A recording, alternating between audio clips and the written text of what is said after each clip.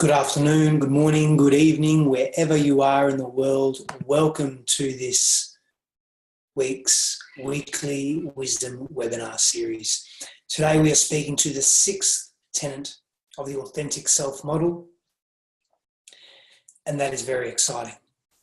The sixth tenet of the authentic self model is reverence and deep self-respect. Now before we jump into this model, let me please acknowledge our traditional landowners of this land, of Australia, where I am, and of course all traditional landowners around the world, all over the earth, for their reverence and respect for life, for their deep wisdom and their understanding and contribution to humanity and the manner in which they move through the world. Very, very grateful.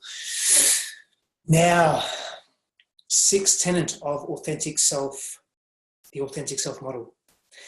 I am on a small juice. It was not a fast. It's not really a fast. It's a juice protocol, and I'm at the end of it. And this one is, I'm not even sure what this is actually. All I know is that it's organic, of course. It's very nutrient rich. It's GMO free, gluten free, plant based, etc., etc. It's healthy. Feel good, feel very alive. So I'll eat some solid food this evening. So I'm just going to drink, if you don't mind, whilst we discuss and innovate our minds and explore the chasms of our being. So, reverence and self-respect. Well, what does that mean? Reverence and self-respect. It's an interesting concept. Reverence is a deep respect for initially self. We're going to bring everything back to self. We always do. And then from that platform, from that foundation, we can move forward. We can explore the fullness of who we are, but only through that platform, a platform of understanding and relating to self. Can we do that? Just setting up my timer there, that's all. We must begin with deeply respecting ourselves. Reverence is just that. It's a deep respect. And I'm going to go very, very deep in a moment. I'm going to go very deep with respect to what reverence is. And I'm going to provide us with a definition that I think is not only substantial and quite deep, but very profound in the sense that it's a full definition of what reverence and self-respect is.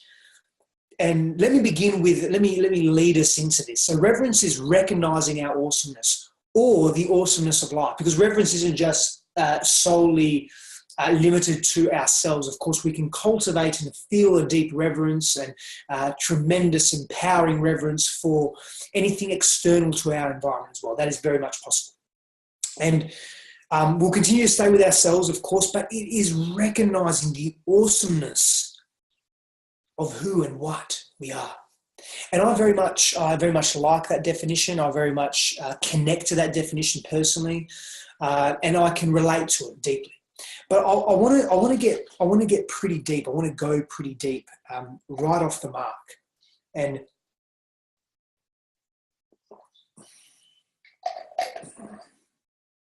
I want to speak to reverence in such a way that it really opens up and expands our mind. So let's give this a go.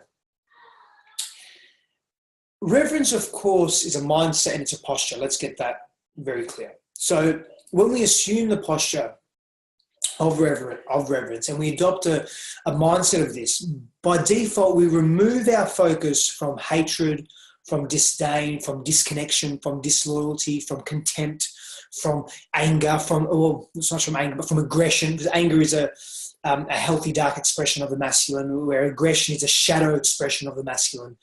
That comes from not owning our anger, so to speak. I don't want to get in a tangent there. It's really aggression, and what I've just mentioned now, the disdain, the hatred, the disloyalty, etc., the shadow qualities of the personality, particularly the masculine in this sense. Yeah, the masculine, mainly the masculine.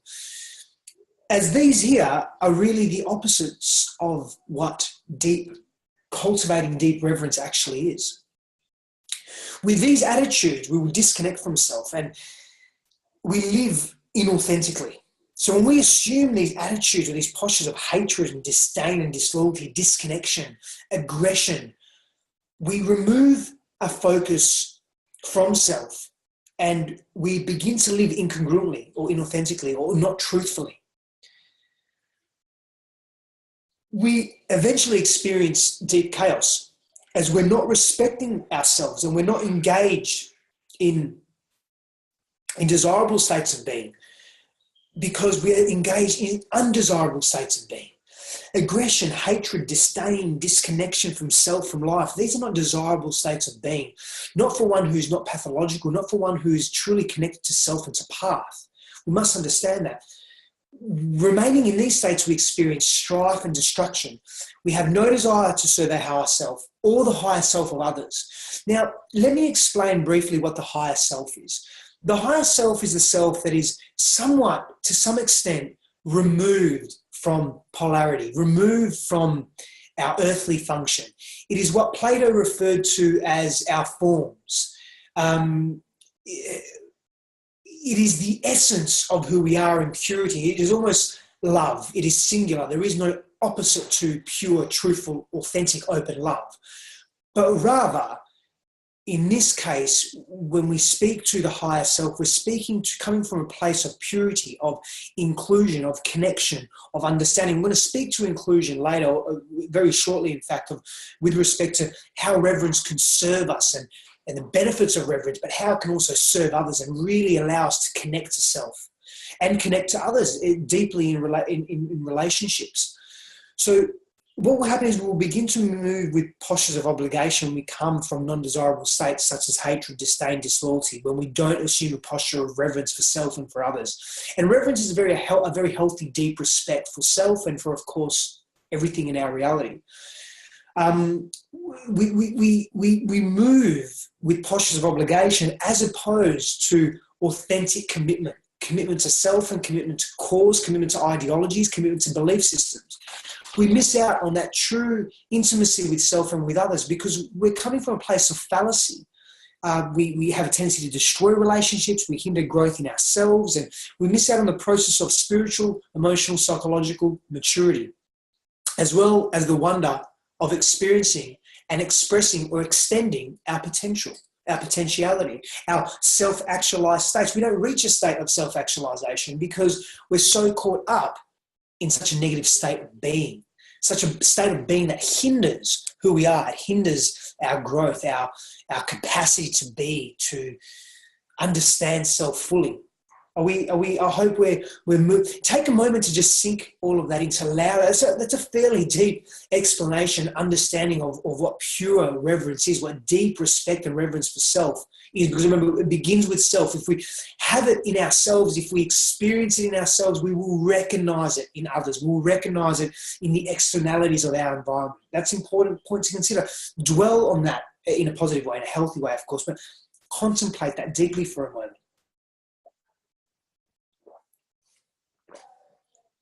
This is really tasty. But what is the above? Not so much just benefits, but what is the above when I say above? What does what we have spoken to just now in the last 10 minutes or so, how does that affect us positively? How does that enhance our lives? How does that lead us towards greater evolution of self, greater connection to self, greater understanding to self?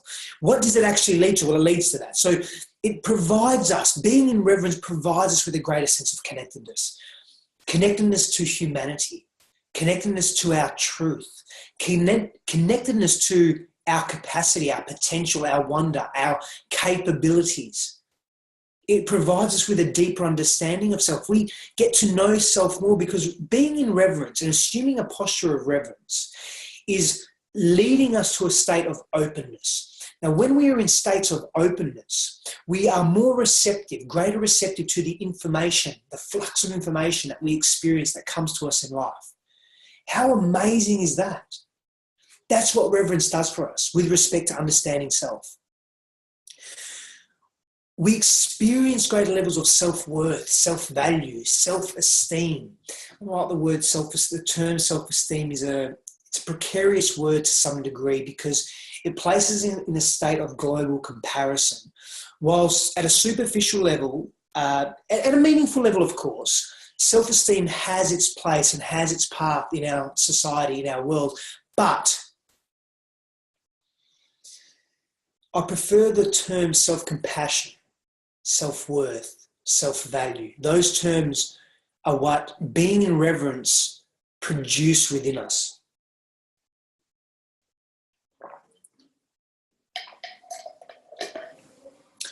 Imagine living a life where we experience a deep sense of self-worth, a respect for who we are, what we've done, who we've been, where we take ownership. See, being in reverence allows us to take ownership of who we are. It allows us to take full ownership of our actions, of past, present, and moving forward. That's a very empowered state to step into. So reverence directly leads us to empowerment. Because when we take ownership of that and we empower ourselves with that knowledge, with that understanding of self, we become so more connected, back to connectedness, compassion, empathy. We begin to value others because we're valuing ourselves. We have a sense of self-worth and self-value. So when we value others, we can connect to others, connectedness. We become empathetic towards their needs, towards their postures, towards their life circumstances. Who have they been? How have they lived life? Where have they lived life? Where have they experienced struggle, pain, suffering? Where have we ourselves experienced that? And can we express kindness to that suffering, to that posture, to that state that we've experienced, or those multiple states? Yes, we can. Yes, we can. We can feel that. We can connect deeply to that. We can be an integral part of that for ourselves and for others. That excites me. That gets me happy. It gets me happy because I find meaning in all of that. I can relate to all of that so deeply. We develop, when we have reverence for ourselves, we are effectively knowing ourselves with greater efficacy, with greater depth and greater breadth. And by knowing ourselves, we're able then to very clearly distinguish what serves us in life and what doesn't, what experiences we wish to pursue and what experiences we do not wish to pursue. It lends itself to clarifying our purpose. Being in reverence lends itself to clarifying our purpose because we value ourselves. We value ourselves enough to know more about ourselves. It also lends itself to connecting to our hierarchy of values. If that interests you, it's something that's foundational to all of my programs. Values, or the study of axiology, discipline of axiology, and purpose, of course. Dreams, vision, mission for self, grandest vision for self. Look into that. Look at the study of axiology and how it can serve you. But from all that, we develop boundary setting, healthy boundary setting about what's appropriate for us to experience and what's not. Now, what this means is that we begin then to very carefully choose and strategically choose from a place of love and sincerity our social circles, who we choose to mix with, who we choose to spend our time with, who we choose to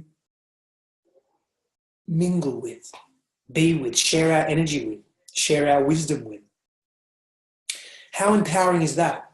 To be in complete control of who you choose to spend your time with.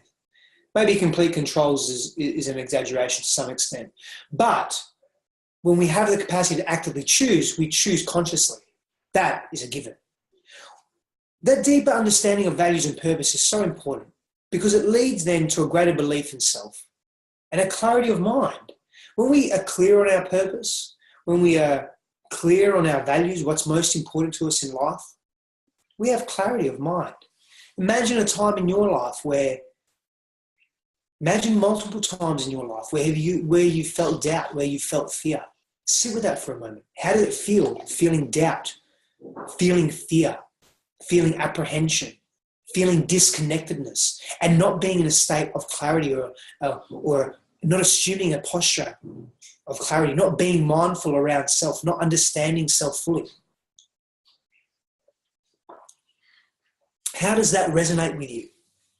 To be in that doubt, to experience that pain, that confusion, to have the cloudiness in the mind. How does that feel? You see, being in deep reverence for self and for others, and being inclusive by nature, and we'll speak to that soon, being inclusive in our actions, in our postures with self and with others, deepens our understanding, our empathy, our compassion again, and provides us with clarity. Reverence and self-respect are open states of being, and that's very important to understand that. Because again, when we're in open states of being, we're experiencing fullness of self, and beyond that experiencing of fullness of self, guess what? I want you to think about it. But experiencing that fullness of self, that information overload, that flux of information that comes through to us,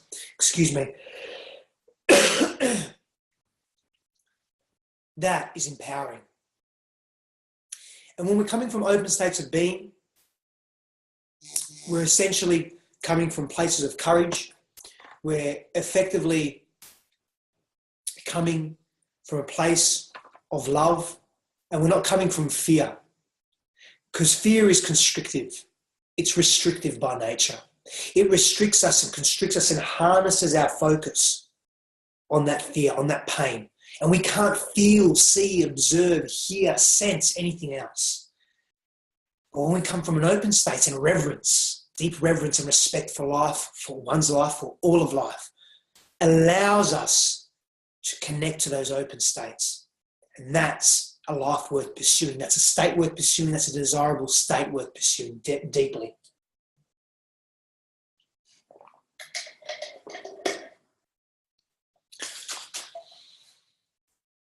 Further, what else does reverence lead us to?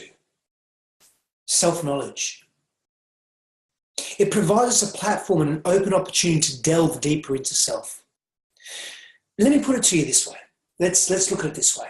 If there is an experience or an ideology or belief system or a person that you don't quite respect, it doesn't mean you won't explore that area of wisdom or knowledge or information or person. You may explore it, but there will be a reluctancy there to some degree, especially at the beginning. And if it's powerful enough, if there's enough disrespect there or not enough respect or reverence, it will sustain you from moving forward into that space. It will query whether you should go forward or not. But when we are in states of deep reverence and respect, when we're inclusive by nature, inclusive for the opinions and beliefs and ideologies of others, because we respect them, there is a healthy reverence and respect. That changes the game. That changes life. That changes the way we move through life. It places us in a very healthy position, and we want to increase our capacity to know life. Being in reverence increases our capacity and our quality of experience around managing self. Managing our emotions, managing our physicality, managing our spirituality, managing our psychology, our mind. Self-management in our relationships, in our social circles, in our vocation, our careers, our families, in every area of life, the 9 areas of life.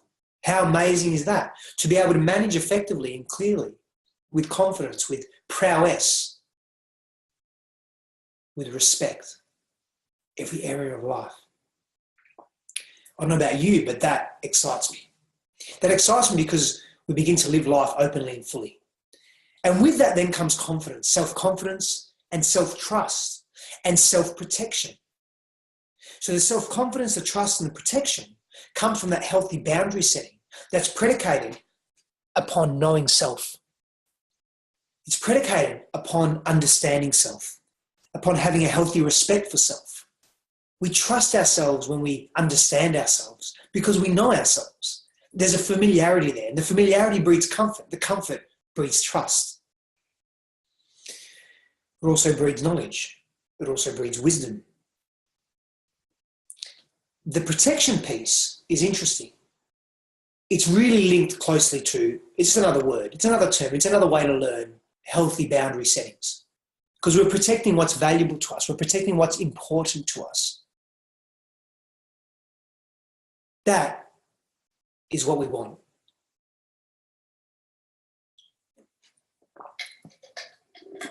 No more drinking. Done. But again, we always want to bring this to understanding self and understanding the world around us through understanding self. And how does this posture lead to sovereign leadership and authenticity? Well, this tenet of reverence, this tenet of deep respect for self, sincere respect for self, and reverence for self and for others, allows us to be real leaders, allows us to be real people. Therefore, we are authentic because there's a congruency and a very clear, natural communication that reflects accurately our inner state, our beliefs, our ideologies, our emotions, our thoughts, with our external state, our behaviors, our actions, our expressions outwardly. That becomes very important. And that is required, that authenticity is required to be an effective, powerful, empowered sovereign leader. And again, I mention this often, but it's very important to mention many times, I believe, that when we speak to power, we're not speaking to an egoic, autocratic, coercive, controlling power. We're speaking to an authentic power that comes from heart, that comes from sincerity, that moves with deliberate intention, that comes from a dual purpose of selfish selflessness. It's a concept I've coined where it's nothing new. It's very few models, ideologies, belief systems, paradigms, thoughts of paradigms are new per se. But that selfish selflessness wishes to evolve one's own path, grow, expand one's own consciousness, mindset, the way we move through the world, etc.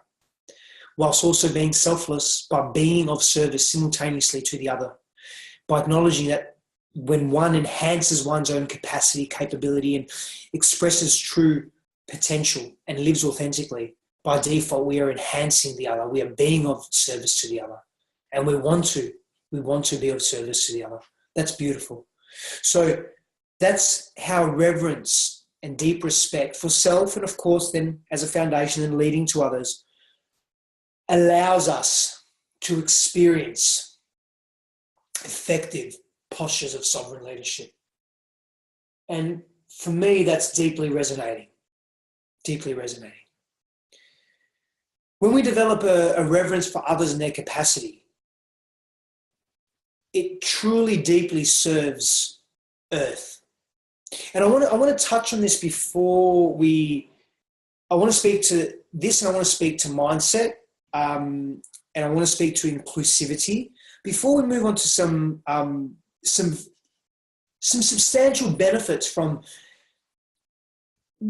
living in self-respect and living in it. When I say self-respect, I do use that term synonymously with self-worth, self-value,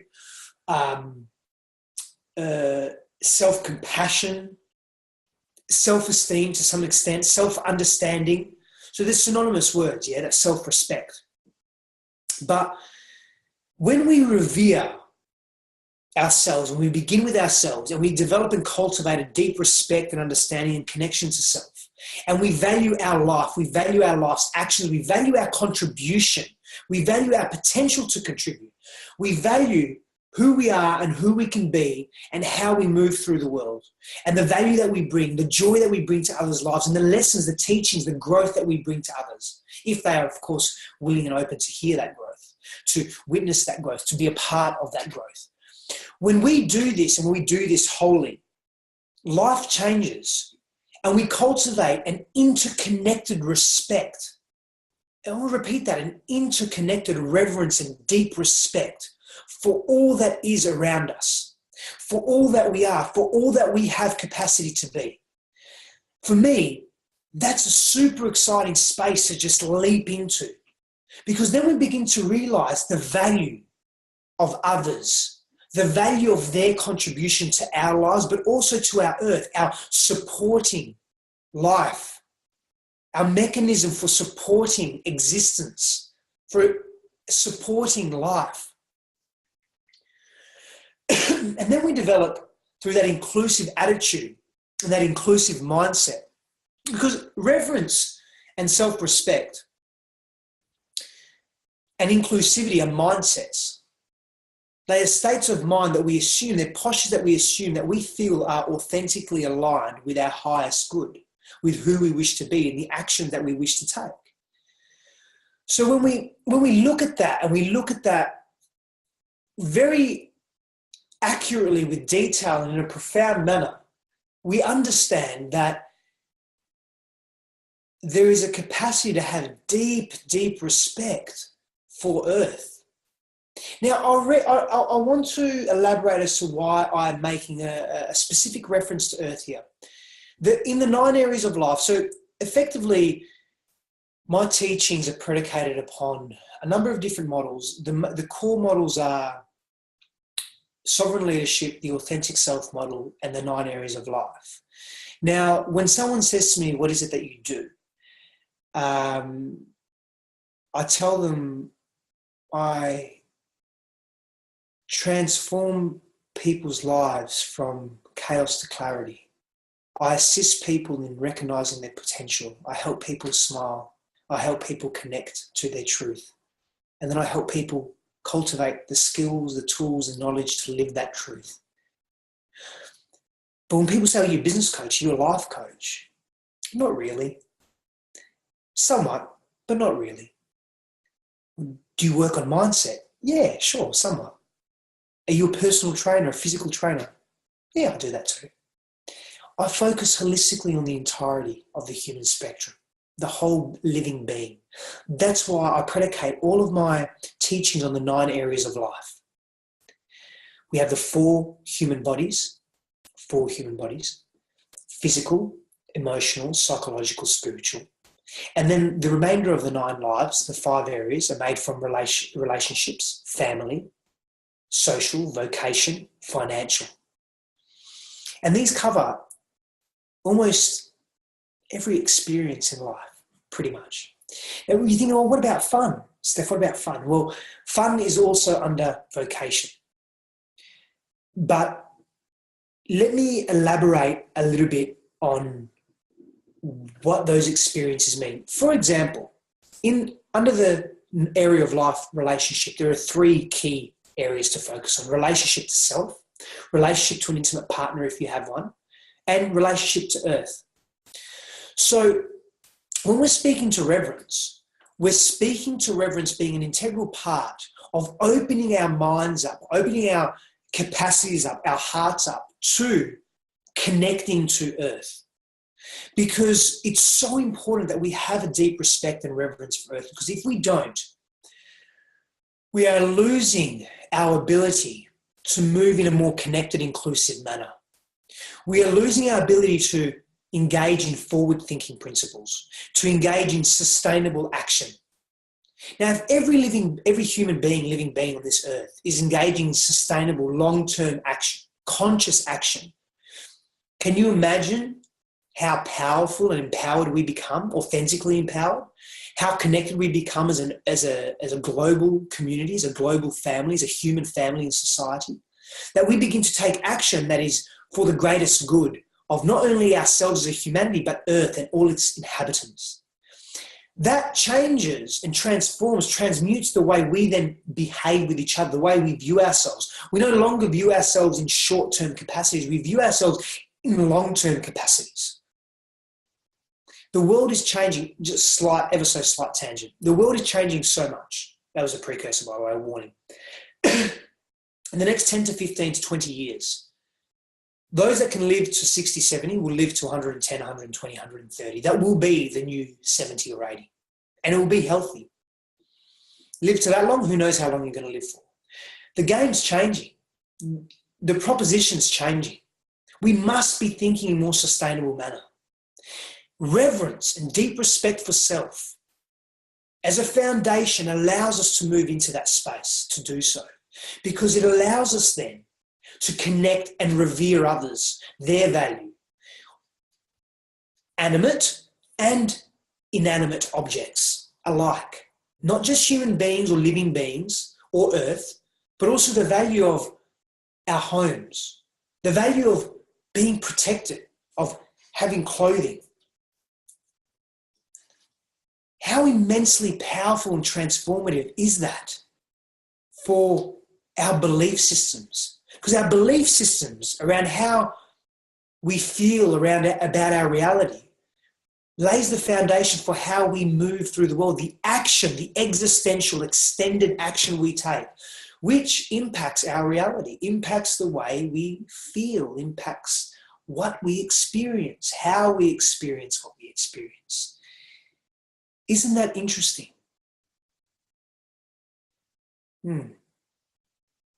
Let's ponder that for a moment.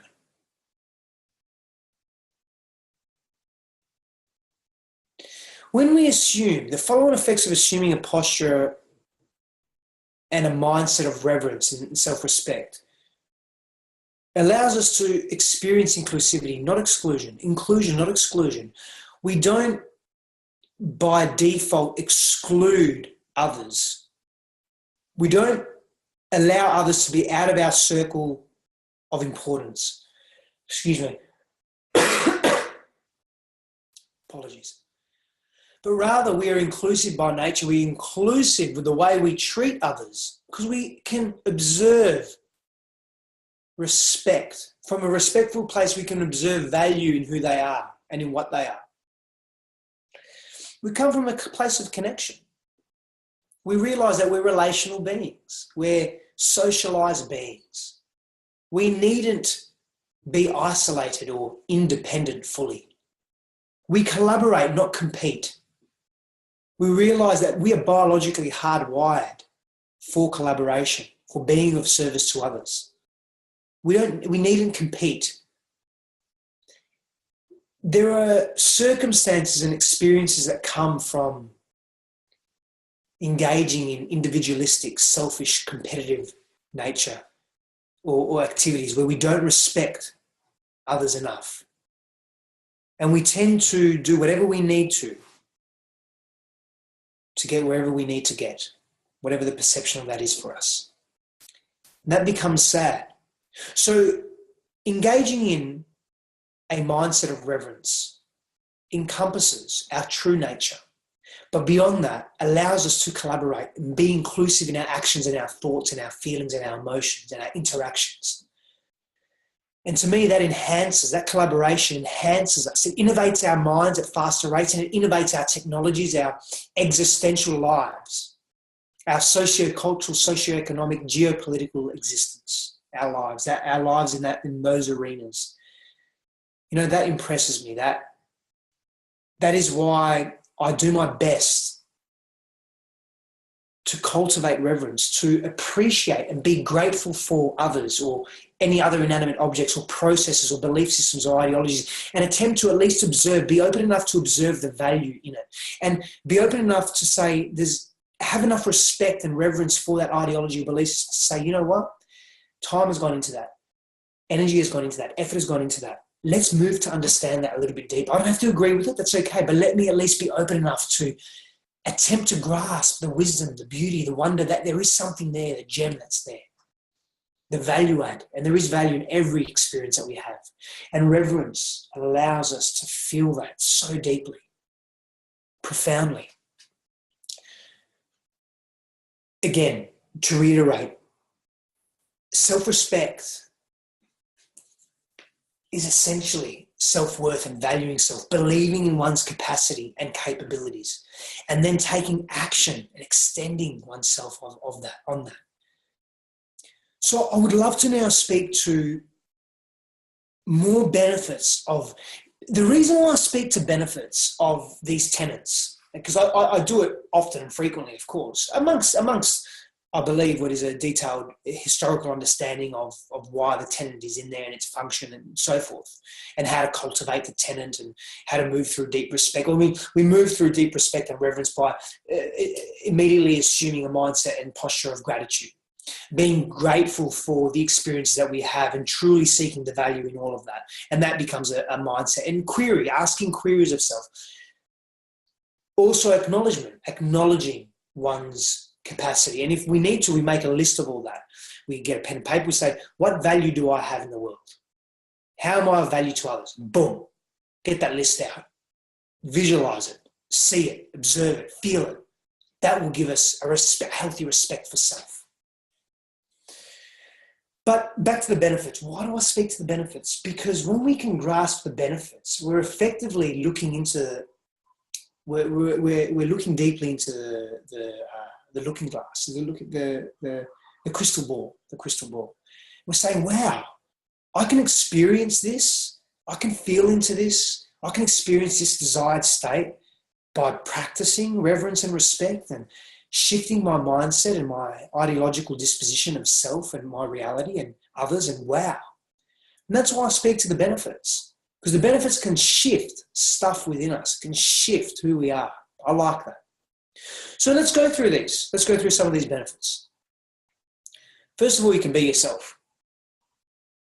By respecting self, valuing self, having sense of self-worth, by revering our abilities, we don't feel we need to adapt the views or values or behaviours of others to meet the expectations of others.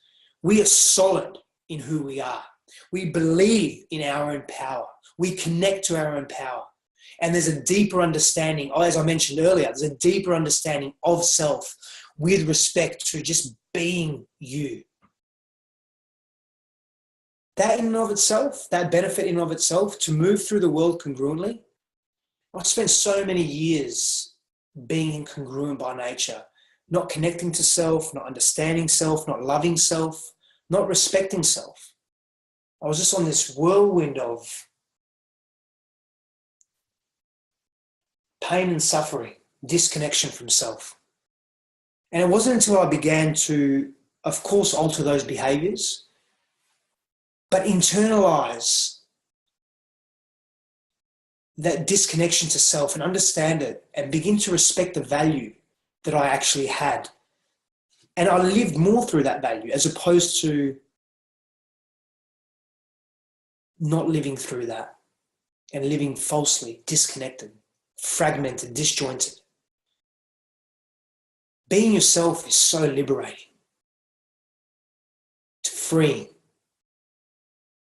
And one of the foundations, the foundational principles that we lay for living freely in a liberated manner is just that. It's just being self fully, because there's a deep respect for self. We have nothing to hide. There's no fallacy. There's no, this isn't me. This is me. And I'm proud of it and I respect it. And that's a beautiful place to be. Next, we learn to accept disagreement or conflicting ideologies. That's okay.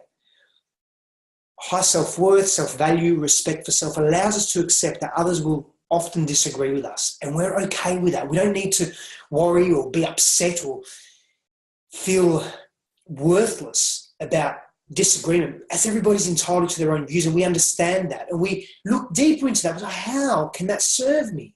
How can my views serve them? And we develop this mutual respect for each other, which allows us to move forward in life. It's a beautiful sentiment. It's a beautiful place to be.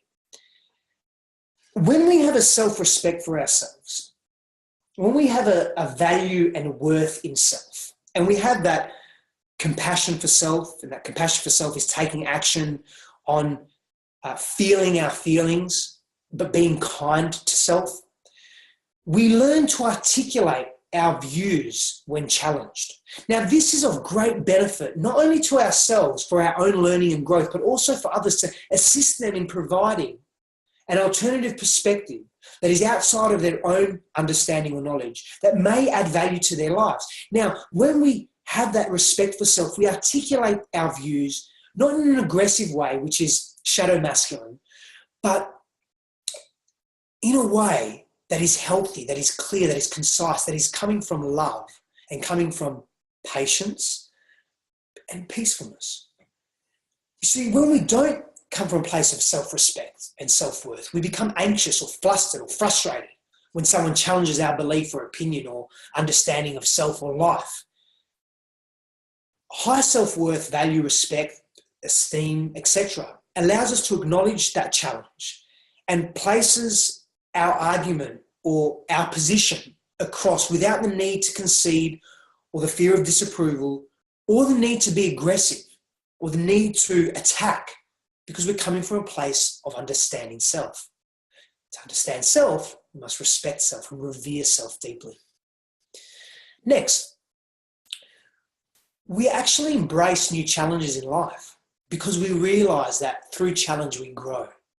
And by respecting ourselves, by having that reverence for self, we want to challenge ourselves because we want to grow. We revere ourselves, therefore we value ourselves. Therefore, we value ourselves enough to challenge ourselves enough to grow, to move past and beyond mediocrity, to move beyond the mundane, and to sustain an empowering life and existence. When presented with an opportunity which requires us to step outside of our comfort zone, we accept the challenge with great relish and confidence and a smile on our face, with a bit of fear still, but that's okay, it's okay. Not enough fear to stay stuck, remain stuck or constricted, but rather fear to move through it, to embrace it, to understand it. That leads us to the next point, where we don't fear uncertainty. We don't fear the unknown, we embrace the unknown because we have a healthy respect for ourselves, and we understand ourselves. We have a confidence and a reverence for self. We love self. We believe in self. We connect to self. And when we do that, we don't fear uncertainty.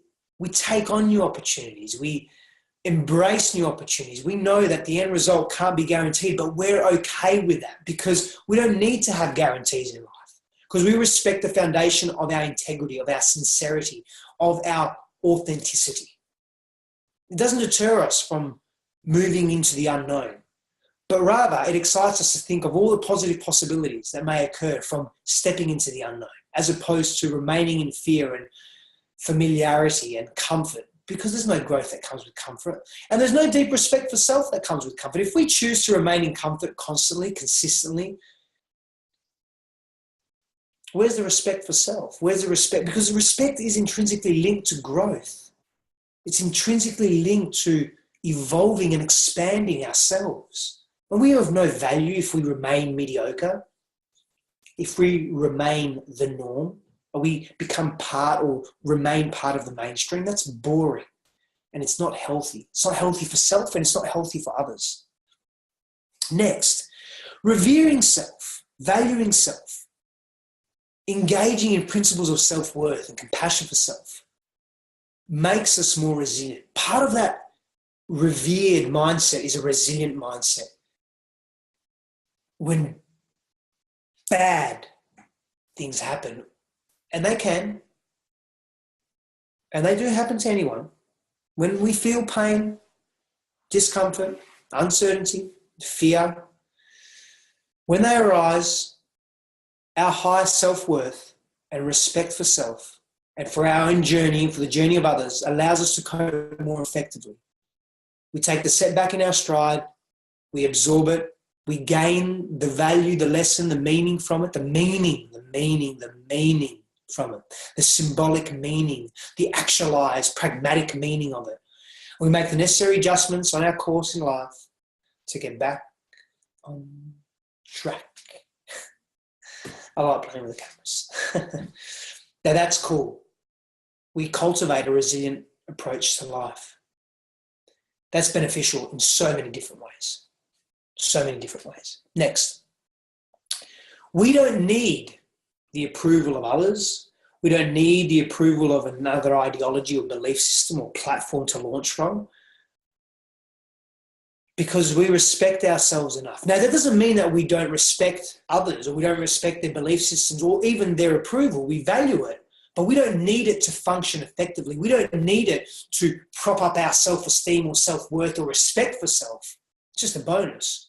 And it's a testament to our appreciation for self and others, but we don't need it. We don't rely on it as an external motivator or inspirer to assist us in being better versions of self. Not at all. It's great when others approve of us, but it's not necessary. It's great, especially if we respect and revere them. That's a testament to the work that we're doing, to the value that we're adding to the world, to ourselves. And we know, we have an understanding that we can't please everybody. You just do what you believe to be right from a place of selfish selflessness, sincerity, authenticity, and we move from that place. I have a saying, whether you're religious or not, it's irrelevant, but take the symbolic nature of the metaphor here. Jesus Christ could not make everybody happy either. He was crucified. Now, his intentions, according to many historians and sacred texts, were of the best intentions, were of growth. But with growth comes challenge, and fear is associated with that. And he was challenging the status quo. But I don't want to get into a religious conversation or a conversation of 2,500 years ago, whatever it may be, or 2,000 years ago, sorry. But it's important to understand that we cannot always make everybody happy and really embrace that truth, yeah? Next, it's okay to not know everything. It's okay, it's more, see, our society, modern society, especially Western democratic society, crucifies us, continuing with the Jesus metaphor, absolutely crucifies us in so many different areas of life for not knowing everything, for not having the answers, for asking questions, or for not knowing, or for being unaware of a particular area of life. And what happens is, because our self-worth is so deeply challenged, we're so deeply ostracized, we refrain from asking questions, from wanting to learn. We become embarrassed, we become scared, fearful, because our self-worth, our social status is so attacked. It is okay to not know everything. When we respect ourselves deeply, when we have that sense of self-worth, we embrace that truth. We can't possibly know everything. Life is a journey of complete discovery and growth, where you can learn the things you need to know and learn as we go along, as you go along. Not having all the answers won't trouble you when you have deep respect for self and you have a sense of self-worth.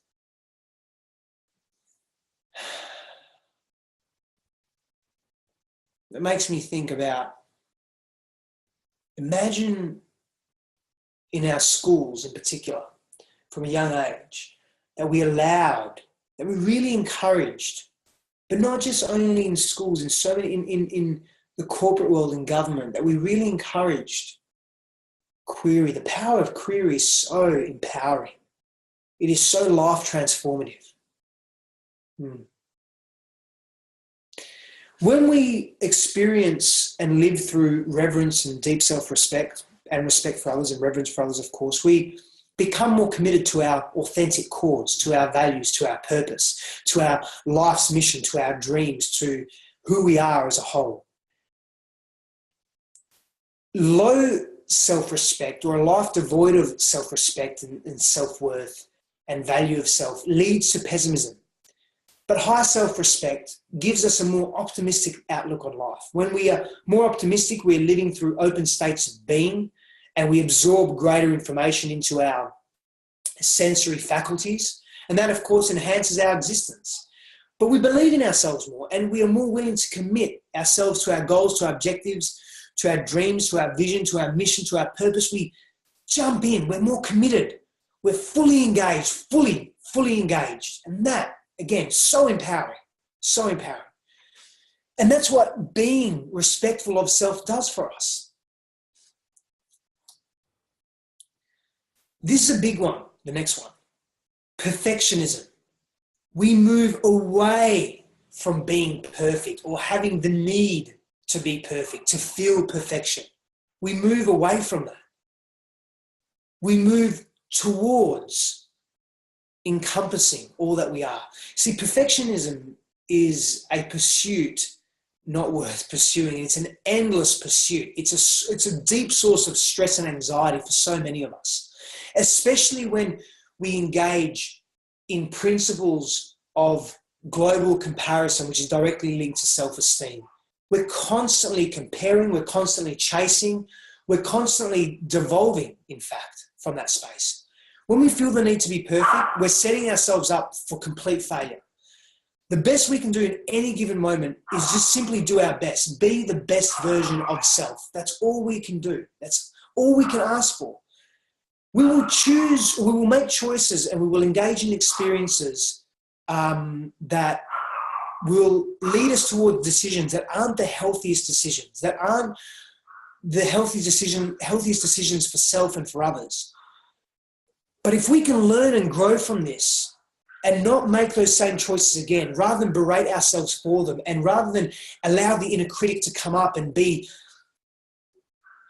aggressive towards our posture, we change the way we move through life, our outlook, our perception, the way we interact with others totally changes. We needn't come from a place of perfectionism, but rather we must come from a place of authenticity, of congruency, of truth, of realness, that it's okay to not be perfect. That doesn't mean we don't set high standards for ourselves. It just means that we have a deeper understanding and we are self-compassionate and kind to self and loving to self if we don't meet that objective. Rather than having expectations that are rigid, we have preferences that are malleable. And we learn and grow through that space, yeah? Next, we accept that ourselves and others are fallible. Engaging in a sense of reverence and self-respect allows us to accept that everyone makes mistakes or engages in choices that aren't healthy at that time for all involved, that can hurt others. When we are forgiving, when we're truly forgiving, we are more human. And at the same time, we are more divine. Learning to forgive both self and others is deeply life transformative. And when conflict arises, we deal with it in the most dignified manner. We come from a place of respect for the other person, for their story, for their life circumstances, for their history, alongside our own. And we move on without taking that emotional baggage with us. We're not so critical. We don't disenfranchise the other or ourselves. We don't disrespect the other or ourselves because we're coming from a place of respect. We're not disengaged, but rather we're helpful. We're open. We're humble. We engage in humility. Powerful. Very, very powerful states. And from this place, we can fully engage in being true to ourselves, in engaging in authenticity and sincerity. And that becomes a very empowered place, a very empowered posture to walk into and to come from every day with life, every day to come from that place. It's a cool place to come from. People, I want to say thank you so much for watching. Thank you so much for listening. I hope that you have really related to the benefits and understood the benefits of coming from a place of deep reverence and self-respect, not only for self, but for others and for earth and for animate and inanimate objects, immaterial objects, because it all has such great, tremendous value in our lives. Now, with that in mind, where can you be deeper respecting of self, of others, of situations, of ideologies, of beliefs? Where can you practice respect and reverence for others and belief systems and ideologies and modalities and different ways of living and being that will open you up to such a way of life that is encompassed, is full, is connected, is inclusive, which will enrich our lives so deeply. Thank you so much again for watching. Many blessings on your journey. If you believe in this message, share it, speak to it, converse with others, discuss, go deeply, engage, allow yourself to be open to this. It's a beautiful place to be. Thank you so much. Many blessings on your journey. One is always glad to be of service. Thank you.